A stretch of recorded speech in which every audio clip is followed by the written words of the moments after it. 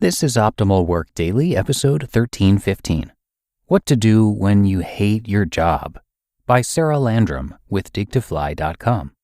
And I'm your narrator, Dan, and I'm with you every single day reading from these great blogs that cover work, work-life balance, productivity, entrepreneurship, and a whole lot more. So let's get right to today's post now as we start optimizing your life. What to Do When You Hate Your Job by Sarah Landrum with digtofly.com. Hating your job isn't particularly uncommon. In fact, a Gallup study found that around 70% of workers find themselves disengaged from their job. Doing the same things day after day while feeling you're hardly making a difference in the world can certainly contribute to a feeling of disengagement in the workplace. I was once that disengaged employee who hated my job. I dreaded getting up in the morning, and every minute spent at work felt like the clock was ticking by way too slowly until I could finally clock out and head home. Sometimes I'd hide in the bathroom for a few minutes just to get away from my desk.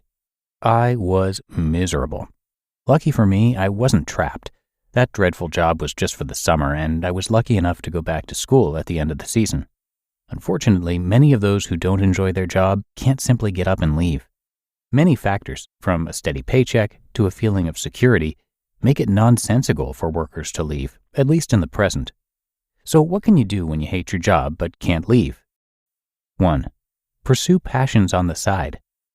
When I worked that sales job, it was becoming quickly apparent that it wasn't the job for me. I had no clue what to do at the time, as I needed to pay rent. So I started doing something I enjoyed in my spare time: writing. I had always enjoyed writing and soon realized there were places online that paid for quality work. I began working for a copywriting business in my spare time. Eventually, when the time was right to leave my sales job, I had already built experience and connections within an industry that made me happier and more properly utilized my strengths, thanks to pursuing my passion on the side while working days. Whether you have an hour or several of free time after work, it's recommended to keep your passions intact while working at a job you hate. It could be something artistic like writing or graphic design, or maybe it's an idea like starting your own PR company or inventing. Regardless, a dull job shouldn't keep you from pursuing your passions and things you're good at. 2. Use your job to identify weaknesses. Your job right now may be boring, but you can still use it to your advantage as a device to identify which things you wouldn't possibly want to do at your next job. For example, I found the constant phone calls in sales to be annoying, which helped me narrow down my future options and resulted in deciding on something like writing, where phone calls aren't nearly as nonstop. While working at your current job, write down a list of things about it you don't enjoy, along with things you do enjoy, if any. This will help you discover the best industry for you when the time is right to leave. Making a list with 2 columns, too much and not enough, should make your next career move a lot clearer when the time is right. 3. Identify lifelong goals.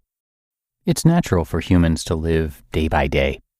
It's difficult to brainstorm about where you want to be in 20 years when rent is due and you're worrying about affording groceries. Still, when your job isn't the right fit, it's a great idea to keep in mind your lifelong goals so as to better associate yourself with businesses that share similar values. I may not have worked my sales job for long, but it was long enough to know that I needed more to strive for. Now that I've had that experience, I can appreciate my current position all the more. Still, some days are harder to get through. That's where goals come in. On the days you don't feel like working or feel as though you have nothing to work for, having a goal can be like having a light at the end of the tunnel. It's your out, your way to a better job, to happiness. Take learning as a goal, for example. Since millennials are the most educated generation in history, many businesses are beginning to adopt lifelong learning values, such as opportunities for continued education and training. If this is important to you, keep it in mind as you plot your next move. Make it a lifelong goal to work for a company that shares that value. The second part to that goal is to work towards it in the short run too. If you lack the experience or training to make the move to a job you want, make it a goal to start learning anything and everything you can to get to where you want to be. I can make it a goal to read at least 2 books a month that can help me grow, both as an individual and as a professional. You'll develop the skills you need to make the move. And that dream company of yours, the one that values learning, will take this as a sign that you're a good fit. Now you're not stuck anymore.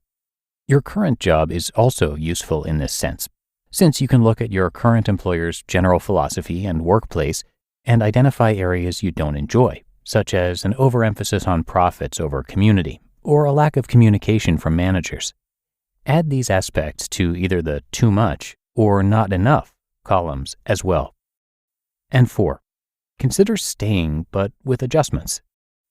If, for whatever reason, you absolutely cannot leave your job in the near future, it may be better to hunker down and try to maximize your situation there the best you can.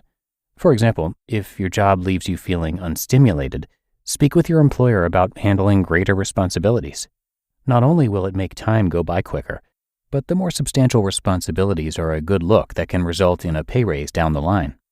Also ask about your current employer's educational benefits or volunteer opportunities, as both provide a way to hone your talents while working at a job that does not properly use them. This is also a good strategy when you love the company but hate your job. Most bosses want to retain employees and are open to horizontal movements within the company. If you're feeling unsatisfied but aren't interested in leaving behind the company or the benefits, switching to a new position within the company can sometimes be the answer. While being at a boring job is less than desirable, these tips can either help you tolerate your current situation or move on to a new one when the time is right. Whatever you do, remember that you're never stuck. You just listened to the post titled, "What to Do When You Hate Your Job?" by Sarah Landrum with digtofly.com. When it comes to hiring, don't go searching for the one. Just meet your match with Indeed. Indeed is your matching and hiring platform with over 350 million global monthly visitors and a matching engine that helps you find quality candidates fast. Ditch the busy work. Use Indeed for scheduling, screening, and messaging. 93% of employers agree. Indeed delivers the highest quality matches compared to other job sites. And one of the things I really love about Indeed is that it filters out those incompatible applicants. So when you're hiring, the process is much faster and you only have to consider applicants that are already likely to be a great fit. And listeners of this show will get a $75 sponsored job credit to get your jobs more visibility at Indeed.com/startup. So just go to Indeed.com/startup right now and support our show by saying you heard about Indeed on this podcast. Indeed.com/startup. Terms and conditions apply. And of course, we want to thank Sarah for today's post, but also Carl, who runs Dig to Fly. Carl's mission is to help entrepreneurs understand their struggles and turn them into stepping stones. In 2010, he was diagnosed with testicular cancer and then was laid off from his job less than a year later. And while those were difficult situations, of course, today he calls them blessings in disguise, because since then, he stopped doing work that doesn't fit with his passions and instead now focuses on only the things he truly cares about.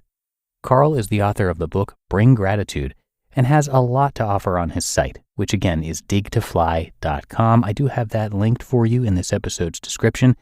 And if you're curious and haven't heard from Carl before, Dig to Fly means dig deep to fly high.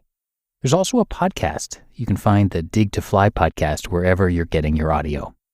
But that is going to do it for today here on Optimal Work Daily. Really hope you enjoyed this post and that you'll be back again with me tomorrow, where your optimal life awaits.